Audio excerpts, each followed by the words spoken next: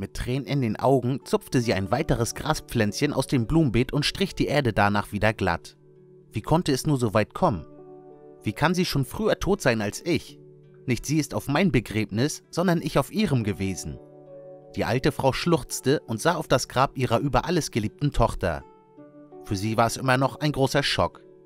Jetzt, einen Tag nach dem Begräbnis, setzte sie Blumen in die Erde, die gerade erst aufgegraben gewesen war.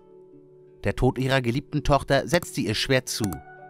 Es war nicht voraussehbar gewesen, denn ihre Tochter hatte keine schwere Krankheit oder litt an etwas anderem. Sie war im Gegensatz kerngesund und war immer fröhlich und lustig gewesen. Deshalb war ihr Tod so plötzlich und unvorhersehbar für die Mutter und alle anderen ihrer Verwandten und Freunde gekommen. Sie erhielt einen Anruf, dass ihre Tochter in das Krankenhaus musste, weil es ihr schlecht ging. Doch bereits bevor die Retter kamen, war sie verstorben. Ihr Herz hatte aufgehört zu schlagen, was für alle ein Rätsel war. Keiner, auch nicht ihr Ehemann, konnte sich erklären, was mit ihr los gewesen war. Die genauen Umstände, was zuvor passiert war, wusste die alte Frau bis jetzt noch nicht. Tränen liefen mir über das Gesicht, als die Mutter ein weiteres kleines Loch grub, um eine neue Blume einzusetzen. Poch, verstört hielt sie inne. Sie glaubte, eine Sinnestäuschung zu haben und einfach etwas Komisches gehört zu haben. Poch, noch einmal hörte sie dieses komische Geräusch, welches sie bereits gerade zuvor vernommen hatte. Verängstigt wich sie zurück. Zuerst ein Schritt, dann noch ein. Poch, die Geräusche hielten an und die Frau sah sich um. Etwas weiter von ihr entfernt sah sie auch Leute stehen, die aber zu weit entfernt waren, als dass man sie hören konnte. »Hallo?« fragte die alte Frau mit etwas Angst in der Stimme und sah sich um. Nun konnte sie deutlich hören, dass das Pochen aus der Richtung des Grabes kam. Sie schluckte schwer und sah mit großen Augen hinunter auf den Fleck aufgegrabener Erde. Die Frau hatte große Angst, da es ihr wie ein Spuk vorkam. Daher hob sie ihre Hände hoch und rief laut, damit die anderen Leute auf den Gräbern auf sie aufmerksam wurden. Diese kamen zu ihr hin und fragten, was los sei. Aber da vernahm sie dieselben unheimlichen Klopfgeräusche.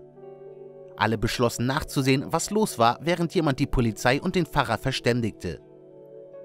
Die Mutter nahm mutig die Schaufel in die Hand und begann zu graben. »Ist meine Tochter noch am Leben und gibt Zeichen? Warum hören wir es erst jetzt?« sagte sie außer Atem während dem Graben. Die anderen Leute stellten ebenso ihre Mutmaßung an. Manche waren derselben Meinung wie sie und versuchten mit ihren Händen mitzuhelfen, die ganze Erde auf die Seite zu schaffen. Allen schlug das Herz bis zum Hals, denn ihnen war so etwas noch nie passiert. Natürlich gibt es Berichte davon, wo lebendige Menschen eingegraben worden sind und die man dann durch großes Glück rechtzeitig wieder befreien konnte. Je tiefer sie beim Graben kam, desto lauter und deutlicher verständlicher wurde ebenso das Pochen, bis es keiner mehr überhören konnte. Viele der Anwesenden ängstigten sich und wichen etwas zurück. Die alte Frau aber grub tapfer weiter und schreckte vor nichts zurück. Ihr einziger Gedanke war dieser, dass ihre Tochter vielleicht doch noch am Leben war. Dies gab ihr auch die Kraft, immer weiterzumachen und nicht aufzuhören. Nein, sie wurde immer energischer und schneller beim Graben. Die Frau strengte sich mit allen Kräften an, die sie hatte. Meine Tochter, sie lebt. Was ist nur, wenn sie lebt?« Ihr kamen die Tränen. Wir haben sie eingeschlossen. Schließlich stießen sie auf den Sargdeckel. Dennoch dauerte es einige Minuten mehr, bevor sie ihn so weit ausgegraben hatten, dass der Holzdeckel vollständig sichtbar war.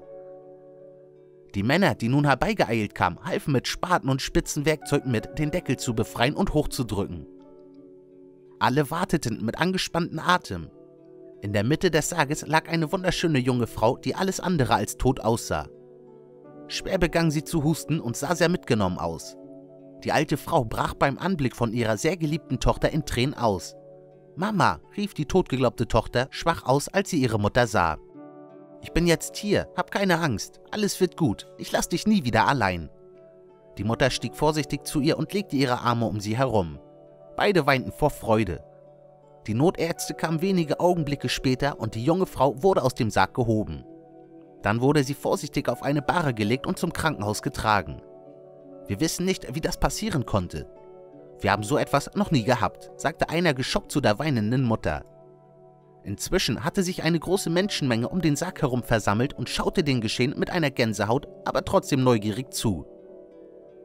Diese Geschichte würde eine Sensation werden, die niemand von ihnen mehr so schnell vergessen würde. Alle Beteiligten redeten wild durcheinander, auch der herbeigerufene Pfarrer konnte sich keinen Reim darauf machen, wie das geschehen war und redete beruhigend auf die Schaulustigen ein.